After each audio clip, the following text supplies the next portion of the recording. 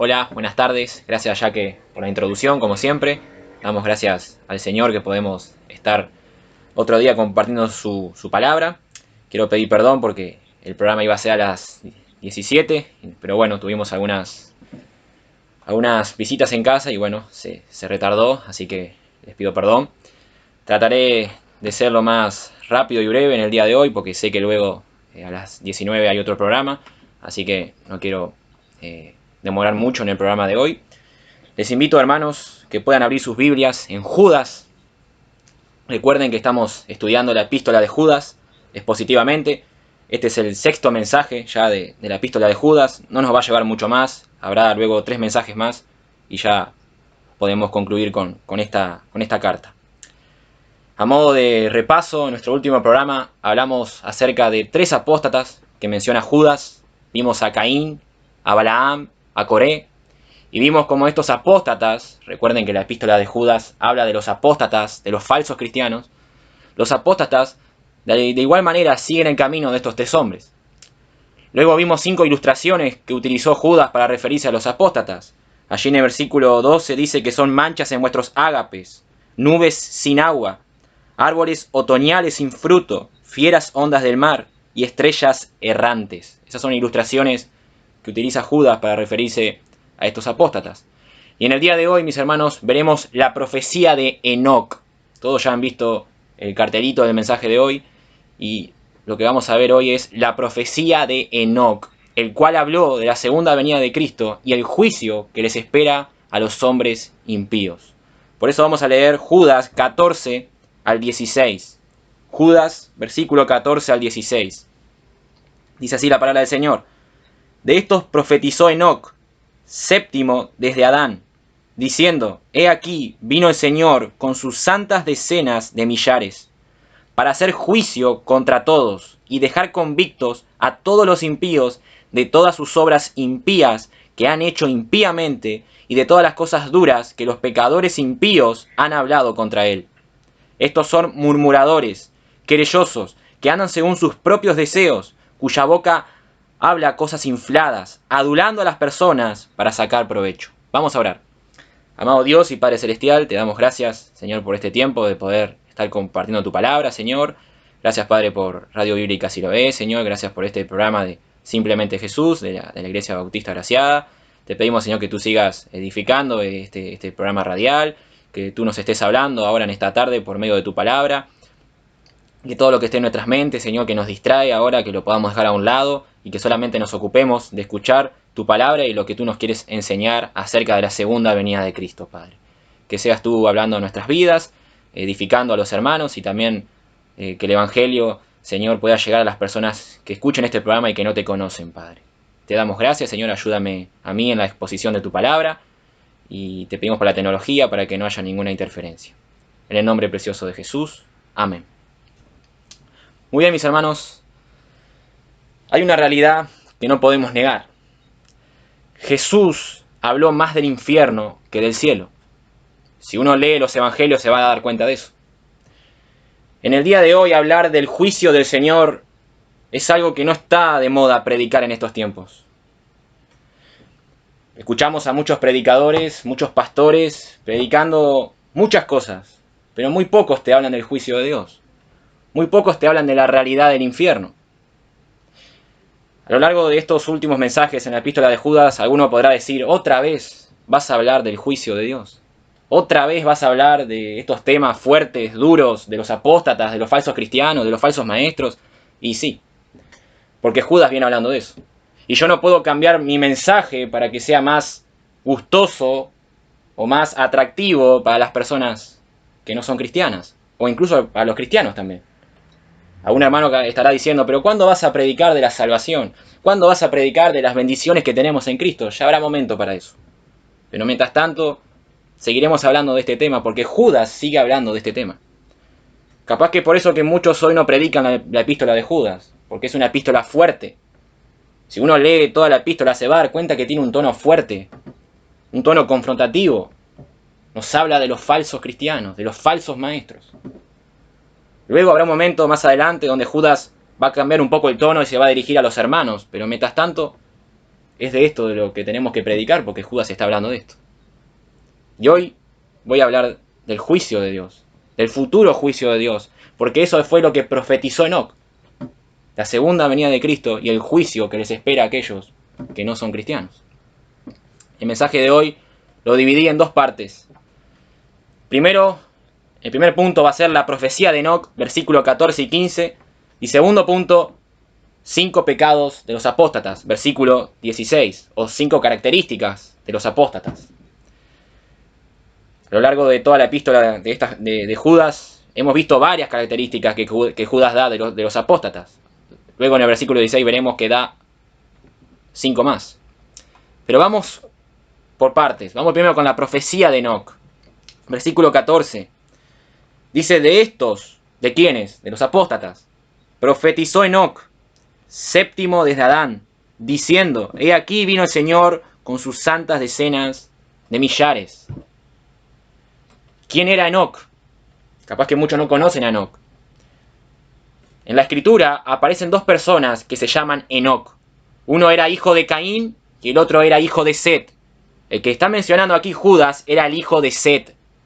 Según Génesis 5 y Primera de Crónicas, Enoc fue séptimo en el linaje de Adán. Si leemos Primera de Crónicas, capítulo 1, versículo 1 al 3, dice en la genealogía Adán, Set, Enos, Cainán, Mahalalel, Jared, Enoc, Matusalén, Lamec, Noé, Sem, Cam y Jafet. Este hombre fue séptimo en el linaje de Adán. Y no sabemos mucho de la vida de Enoc. De hecho, en Génesis se nos narra muy poco de él. Pero mis hermanos, sí sabemos algo acerca de este hombre. Este hombre fue un hombre íntegro y un hombre justo delante de los ojos de Dios. Génesis capítulo 5, versículo 24 nos dice, caminó pues Enoc con Dios y desapareció porque le llevó Dios. La escritura dice que caminó con Dios, es decir, que Enoc andaba según la voluntad de Dios.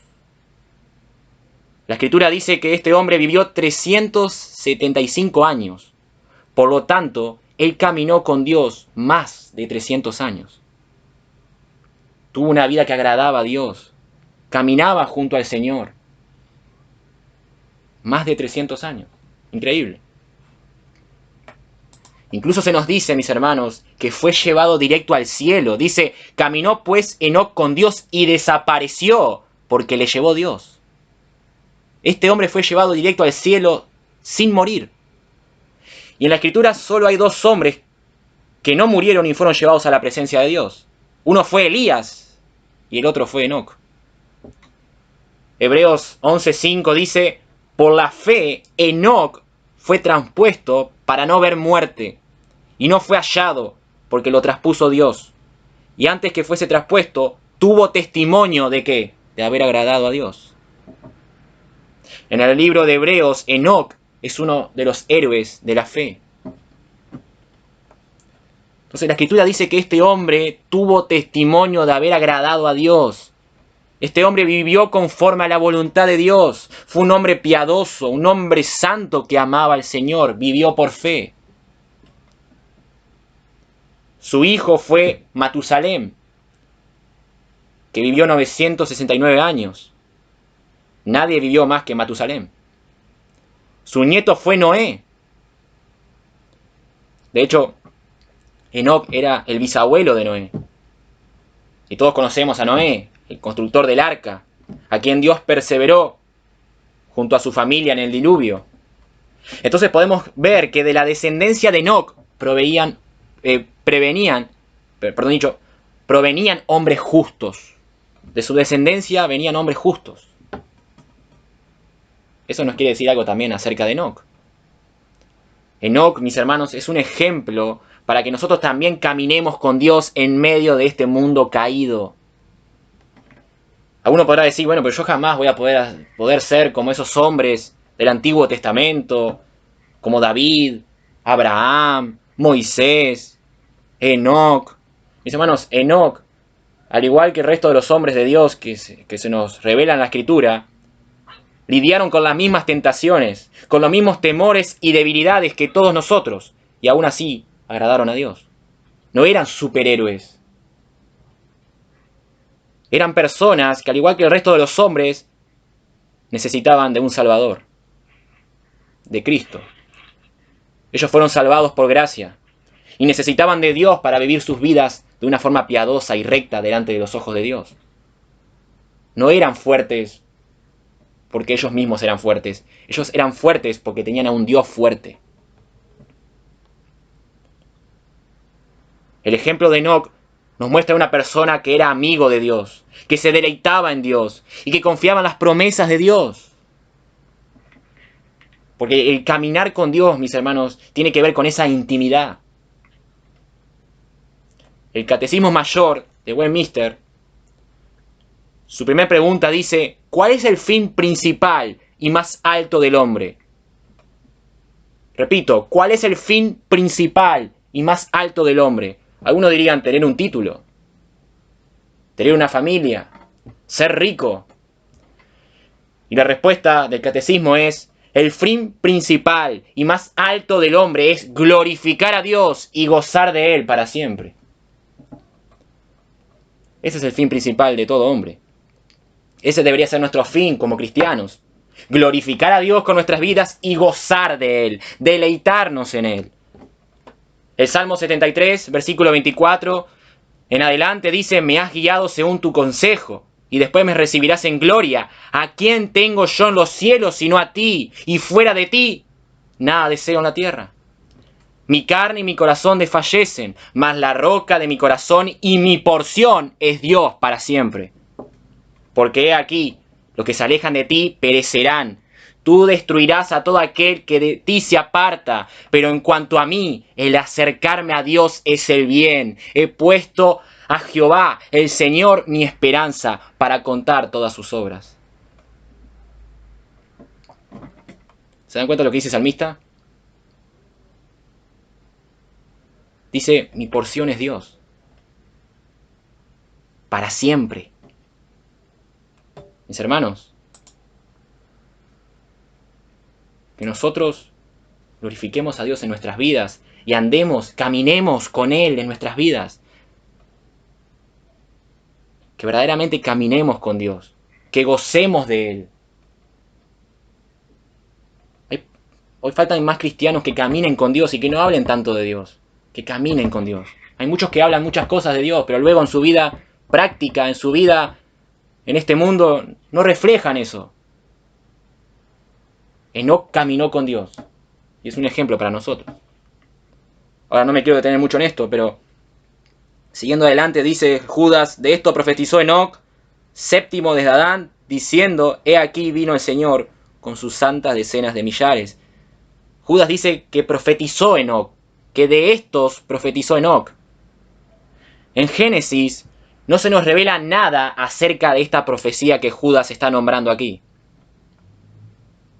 Mis hermanos, atentos a esto. Judas aquí está citando una porción del libro de Primera de Enoc, un libro apócrifo, que no forma parte del canon de la Biblia. Está comprobado que el libro de Primera de Enoc era un libro muy conocido por los judíos. Aún así, la Iglesia nunca consideró este libro como parte del canon bíblico. Es decir, que este libro no es inspirado por el Espíritu Santo. Por eso no está en la Biblia. Ahora, uno se preguntará: ¿pero por qué Judas cita algo de un libro que no está en la Biblia?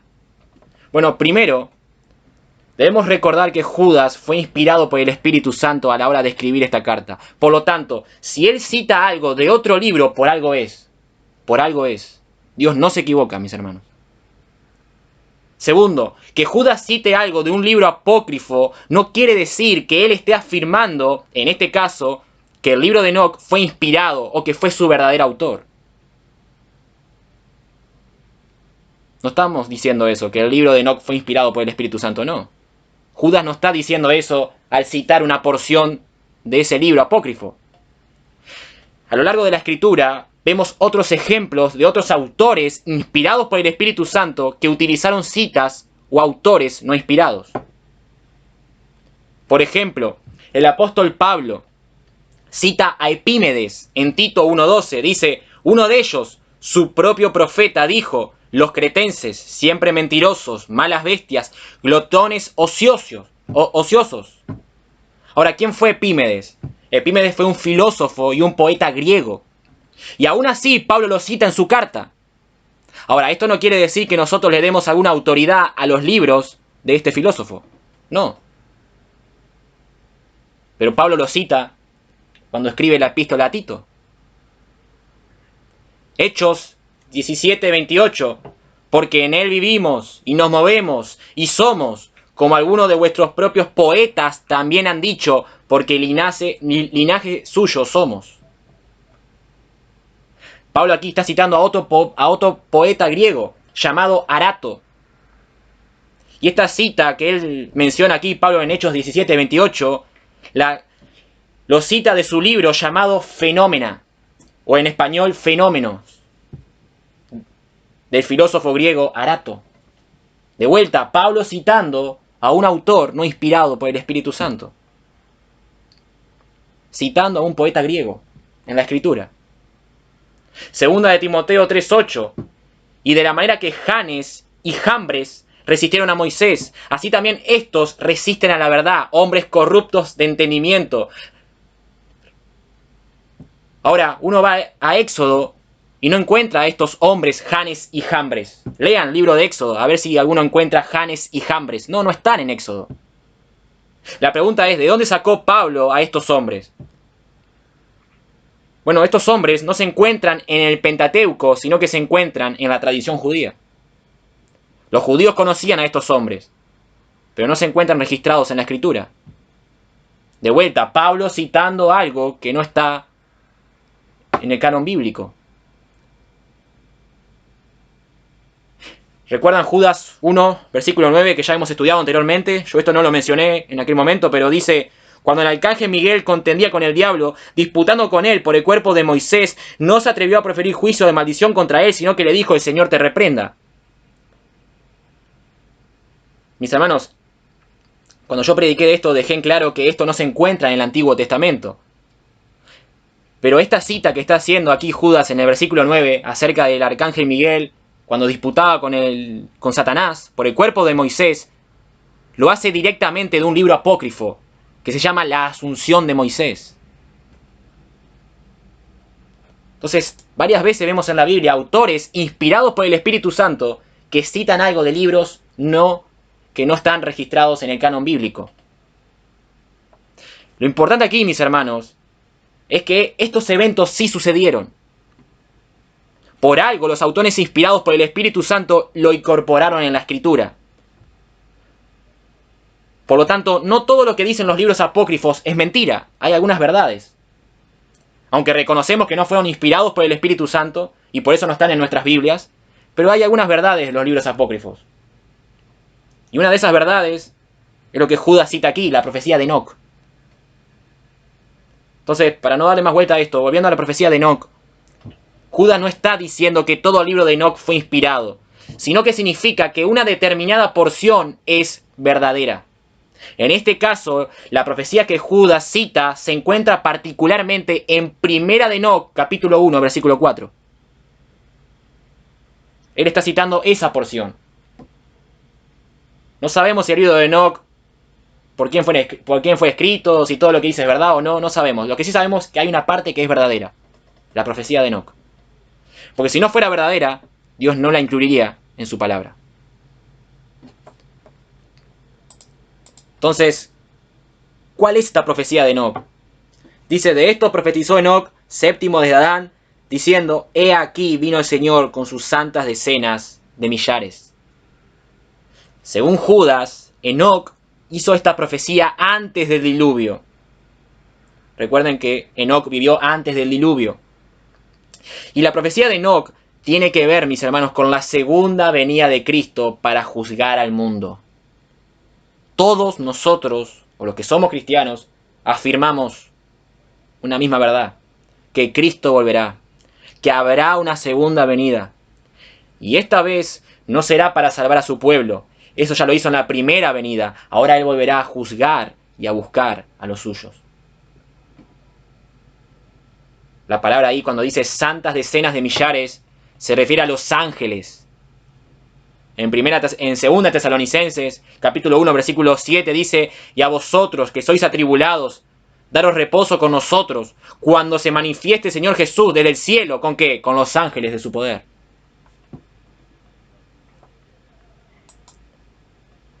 Muchas veces vemos en las Escrituras que los ángeles actúan como ejecutores del juicio divino en la segunda venida de Cristo.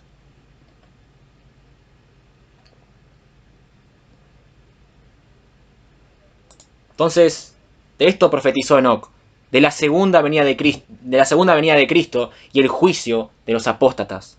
Miremos cómo sigue la profecía, versículo 15, para hacer juicio contra todos y dejar convicto a todos los impíos de todas sus obras impías que han hecho impíamente y de todas las cosas duras que los pecadores impíos han hablado contra él. Para hacer juicio, dice Judas. Mis hermanos, la segunda venida del Señor será para juzgar, para sentenciar al infierno a los impíos. Apocalipsis 20, versículo 11, dice, y vi un gran trono blanco, y el que estaba sentado en él, de delante, el cual huyeron la tierra y el cielo, y ningún lugar se encontró para ellos. Y vi a los muertos, grandes y pequeños, de pie ante Dios. Los libros fueron abiertos, y el otro libro fue abierto, el cual es el libro de la vida, y fueron juzgados los muertos por las cosas que estaban escritas en los libros, según sus obras. Y el mar entregó los muertos que había en él, y la muerte y el Hades entregaron los muertos que había en ellos, y fueron juzgados cada uno según sus obras. Y la muerte y el Hades fueron lanzados al fuego, al lago de fuego. Esta es la muerte segunda. Y el que no se halló escrito en el libro de la vida fue lanzado. ¿A dónde? Al lago de fuego. La realidad del infierno es algo que Jesús siempre dejó en claro. Siempre. Hay gente que a veces no, el infierno no existe, no, el infierno es real. Es un lugar real. Mateo 7:19, nuestro Señor dijo, todo árbol que no da buen fruto es cortado y echado, ¿a dónde? En el fuego.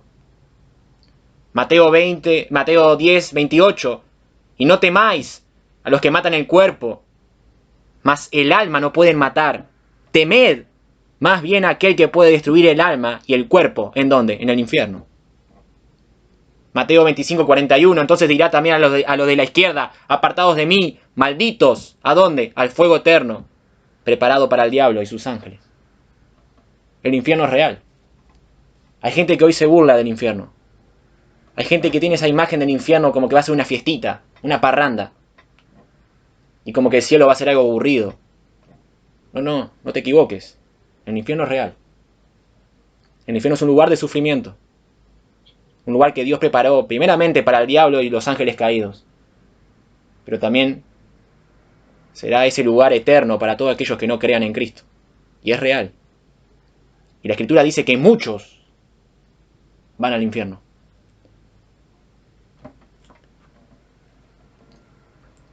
Y Judas dice, para hacer juicio contra todos y dejar convictos. Quiere decir reprender. Y vieron lo que dice Judas, dice todos. Para hacer juicio contra todos y dejar convicto a todos. Ahora, la palabra ahí todos quiere decir a los apóstatas. Aquellos que no han creído en él. Aquellos que no son cristianos. Aquellos que son falsos. No está incluyendo aquí a los hijos de Dios, obviamente que no. Judas aquí se está dirigiendo a aquellos que no son cristianos. Los cristianos, aquellos que hemos creído en Cristo, somos librados del futuro juicio de Dios. Daremos cuenta delante de Dios, pero no para nuestra condenación. Nosotros somos salvos gracias a lo que Cristo hizo en la cruz por nosotros. Y qué interesante, porque no sé si ustedes se dieron cuenta que en el versículo 15 se repite 4 veces una misma palabra. La palabra impíos. Dice, para hacer juicio contra todos y dejar convicto a todos que los impíos, de todas sus obras que impías, que han hecho impíamente, y de todas las cosas duras que los pecadores impíos han hablado contra él. 4 veces se repite esa misma palabra. Lo que logra esta cuádruple palabra es intensificar la iniquidad de los apóstatas y el juicio que les espera. Mateo 26, 24 dice: a la verdad el Hijo del Hombre va, según está escrito de él, mas ay de aquel hombre por quien el Hijo del Hombre es entregado. Bueno le fuera a ese hombre no haber nacido. Acá está hablando de Judas, el hombre que entregó a Cristo, que vendió al Señor Jesús por dinero. Y Jesús dice: mejor le hubiese sido a ese hombre no haber nacido. Hubiera sido mejor para Judas no haber existido, porque a él le espera un juicio de tormento eterno. La realidad del infierno es real, mis hermanos. Es real. Y no podemos escapar de eso. Hay gente que quiere quitar el infierno. Otros que predican un purgatorio. Que luego de la muerte como que tenés una segunda oportunidad. Nada, así es muy fácil. Hago de mi vida lo que quiero en esta vida, en esta tierra, y luego tengo otra segunda oportunidad. No, eso es mentira. Luego de la muerte, el juicio. Ya está, no hay otra oportunidad luego de esta vida. El arrepentimiento, el creer en Cristo es ahora. Dios da la oportunidad ahora. Luego no hay segunda oportunidad. Y a muchos en el infierno se les va a comer la conciencia de saber todas las oportunidades que tuvieron de arrepentirse. Todas las oportunidades en las cuales se les presentó el Evangelio y no creyeron. Porque en el infierno es un lugar de tormento. Hay gente que dice que cree en la aniquilación del cuerpo, que luego de la muerte ya está, no pasa nada. Somos aniquilados. No, eso no es bíblico. Nuestra alma es eterna. Y si morimos en Cristo hay reposo eterno al lado de nuestro Señor. Sin Cristo hay sufrimiento eterno. Las personas que van a estar en el infierno van a sufrir. Verdaderamente van a sufrir. Entonces recordemos que esta profecía de Enoc fue antes del diluvio. Qué interesante, mis hermanos. Desde aquellos tiempos el Señor está advirtiendo a las personas de la segunda venida de Cristo. ¿Recuerdan en los tiempos de Noé? Nadie creyó que el Señor enviaría un diluvio, que acabaría con todos. La Escritura dice que comían, que bebían, que disfrutaban la vida tranqui, sin el Señor. Y Noé, vez tras vez, advirtió del juicio. ¿Qué fue lo que pasó? Todos murieron en el diluvio, menos Noé y su familia. Menos las personas que estaban en el arca. Mateo 24, 37. Mas como los días de Noé, así será la segunda venida del Hijo del Hombre. Porque como los días de Noé antes del diluvio estaban comiendo y bebiendo, casándose y dándose en casamiento, hasta el día en que Noé entró en el arca. Y no entendieron hasta que vino el diluvio y se lo llevó a todos. Así será también la venida del Hijo del Hombre. Muchos hoy no quieren escuchar el Evangelio, no quieren escuchar el arrepentimiento, no quieren escuchar la fe en Cristo, el Evangelio. Ellos dicen todo estará bien, pero se engañan a sí mismos. Algún día será demasiado tarde para esas personas y ya no habrá oportunidad. La oportunidad de conocer a Dios es ahora. Luego no hay segunda oportunidad. La Escritura deja en claro que habrá un juicio de sentencia para aquellos que no hayan depositado su fe en el Señor. Un predicador decía una hermosa frase: la venida de Cristo será gloriosa para su iglesia, pero para los incrédulos será el peor día de sus vidas, el día más aterrador de todos.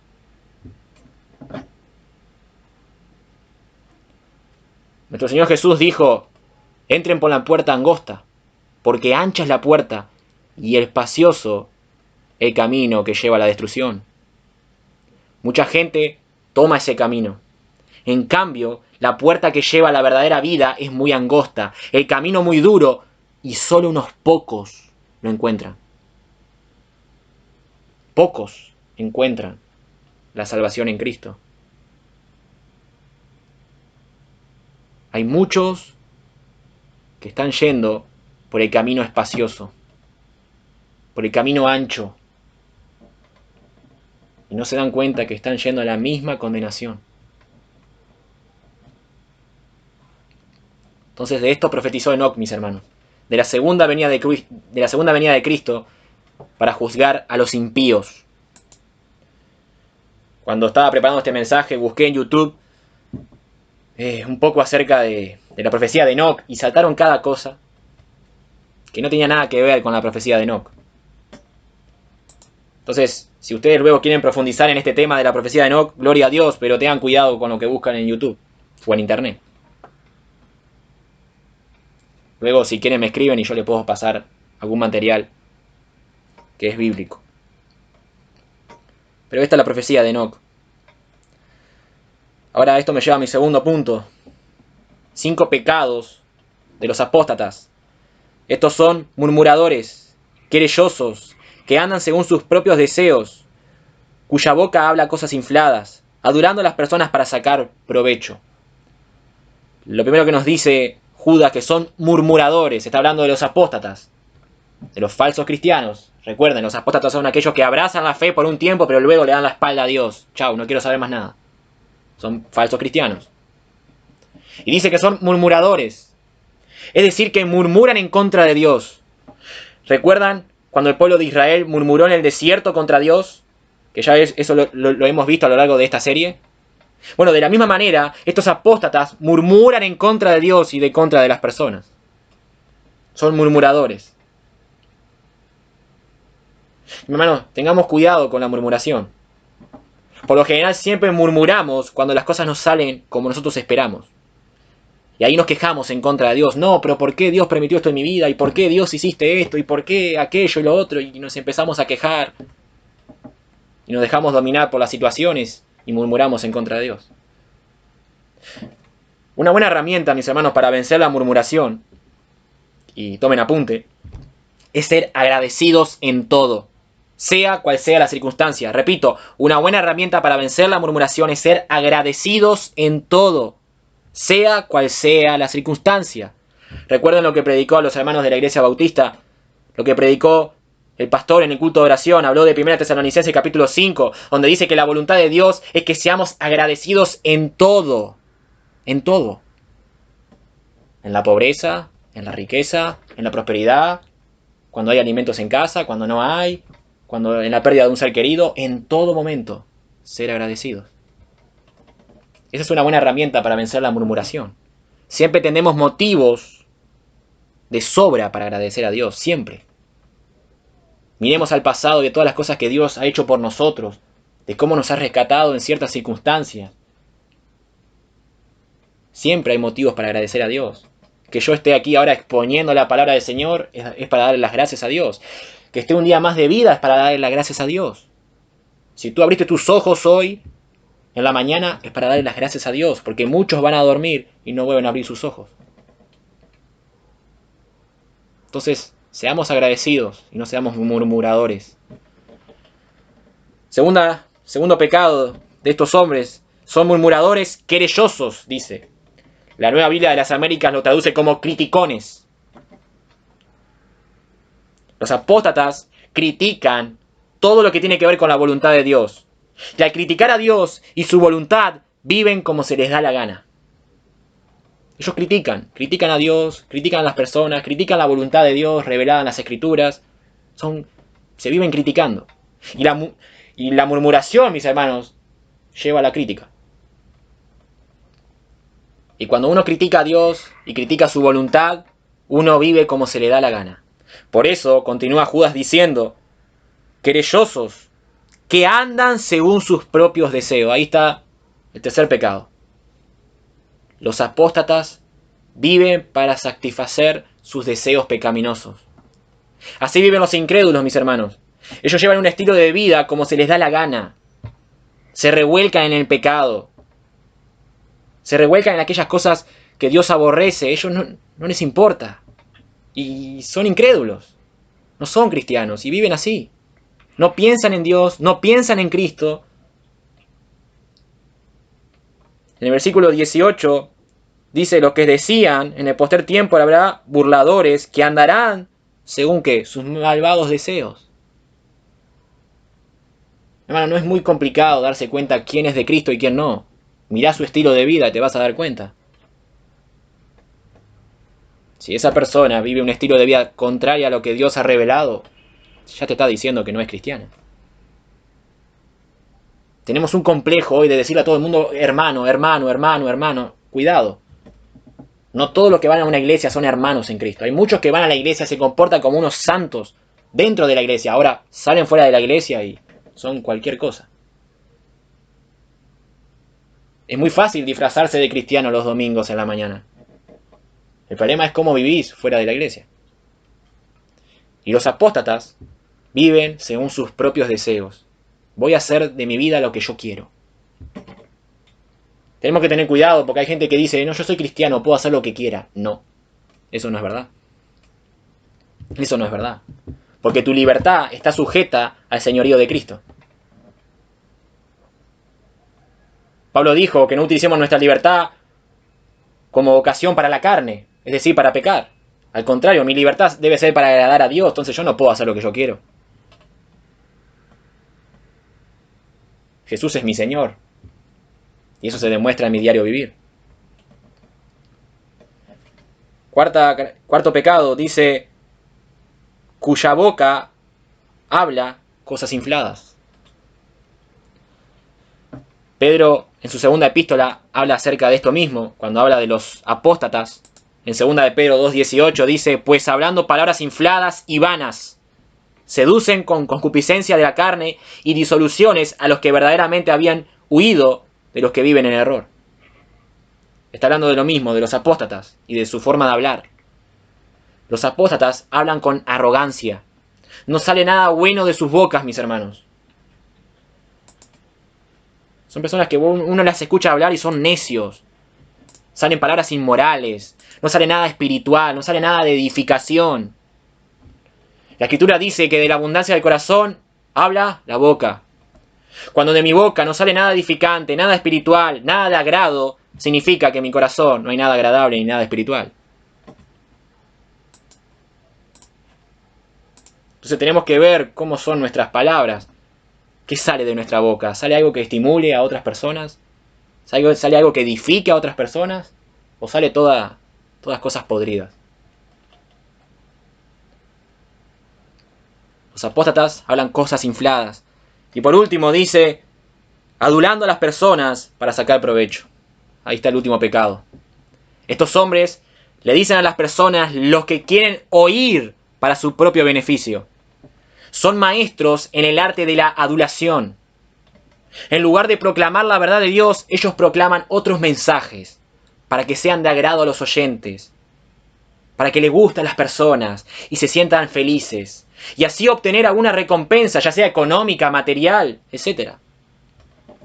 Son esas personas que hoy predican muchas cosas, pero nada bíblico, y lo hacen con el fin de obtener algo. Personas que hacen del servicio a Dios un negocio. Segunda de Timoteo 4, 3 al 4 dice, porque vendrá tiempo cuando no sufrirán la sana doctrina. Ahí está el problema de los tiempos de hoy. La gente no quiere sana doctrina. La gente no quiere la verdad de Dios revelada en la Escritura. ¿Ellos qué quieren? Un mensaje de psicología, un mensaje emotivo, un mensaje que me hable de bendiciones, de prosperidad. Bastante dura es la vida para que me hablen del pecado ya. Bastante dura es la vida para que me hablen del arrepentimiento, del infierno, ¿no? Esas cosas no. A mí tráeme algo que me haga sentir bien. Y Pablo le dice, vendrá tiempo cuando no van a sufrir la sana doctrina, sino que teniendo comezón de oír, se amontonarán maestros conforme a sus propias concupiscencias, y apartarán la verdad de la verdad el oído, y se volverán a las fábulas. ¿Cuánta predicación barata hay en los tiempos de hoy, en las iglesias? Hay gente que no debería estar en el púlpito predicando. Pero claro, como la gente grita amén, amén, a la gente le gustan esos mensajes. Muchas veces hablamos de los falsos maestros solamente, pero ¿qué hay de las personas que van a esas iglesias? ¿Qué hay de las personas que dicen amén a esos tipos de mensajes? Ellos están escuchando lo que ellos quieren oír. De lo contrario no estarían en esas iglesias, o de lo contrario no escucharían a esos maestros. Entonces la culpa no solamente lo tienen los falsos maestros, sino las personas que se amontonan para escuchar a esos herejes. Romanos 16, 18 dice, tales individuos no sirven a Cristo nuestro Señor, sino a sus propios deseos. Con palabras suaves y lisonjeras engañan a los ingenuos. Ahí está. Un hijo de Dios no se deja engañar por alguien que predica cualquier otra cosa, porque él conoce la sana doctrina, él conoce la palabra del Señor, él sabe cuando tiene adelante un hombre que está exponiendo la Biblia y cuando tiene adelante un lobo rapaz, se da cuenta. Ahora, en cambio, alguien que no conoce su Biblia, ese se deja engañar fácilmente. Lo que deberían estar haciendo ustedes aquí, escuchando este programa, es estar con una Biblia abierta y viendo si lo que yo estoy predicando es bíblico o no. Cada vez que escuchen un mensaje en sus iglesias, o en un sermón en YouTube, o en la radio, deben estar con la Biblia abierta, escuchando si lo que este hombre está diciendo es bíblico. Los apóstatas engañan a las personas, adulan a las personas. Proverbios 26, 28, lo voy a leer en la versión NBI, dice: la lengua mentirosa odia a sus víctimas, la boca lisonjera lleva a la ruina. Proverbios 29, 5, el que adula a su prójimo le tiende una trampa. Y esto no solamente aplica, mis hermanos, a cuando predicamos, sino también en nuestro diario vivir. A veces le tenemos que decir algo a alguien que puede ser un poco confrontativo, pero no se lo decimos, porque capaz que le va a ofender, capaz que no le va a gustar, entonces vamos a mentirle o vamos a decirle algo que le agrade. Y un verdadero cristiano, alguien que verdaderamente ama a las otras personas, va a tener que decir la verdad, y muchas veces la verdad puede doler, pero es para tu bien. Un verdadero cristiano no debe hablar a las personas lo que ellos quieren oír, sino la verdad de Dios revelada en las Escrituras. Para terminar, mis hermanos, a modo de conclusión y aplicación, primero, para mis hermanos, nosotros ya no estamos bajo el juicio de Dios, gracias a Cristo. Hemos hablado del juicio de Dios, de esta profecía de Enoc, pero nosotros ya no estamos bajo el juicio. Gracias a lo que Cristo hizo nosotros, Jesús nos libra de la ira venidera, dice la palabra. Gloria a Dios. No estamos bajo juicio. Cristo ya pagó por nosotros en la cruz. Él llevó el castigo que yo merecía en la cruz. Para que tú y yo, que estamos en Cristo ahora, pudiéramos tener el perdón de pecados y la reconciliación con Dios. Entonces recordemos eso, que gracias a Cristo ya no estamos bajo el juicio. Y debemos seguir alerta, hermanos, en contra de estos hombres, de estos falsos. Recuerden que se introducen encubiertamente en las iglesias para de alguna manera dividirla y destruirla. Recuerden que habíamos visto en el versículo 4, porque algunos hombres han entrado encubiertamente.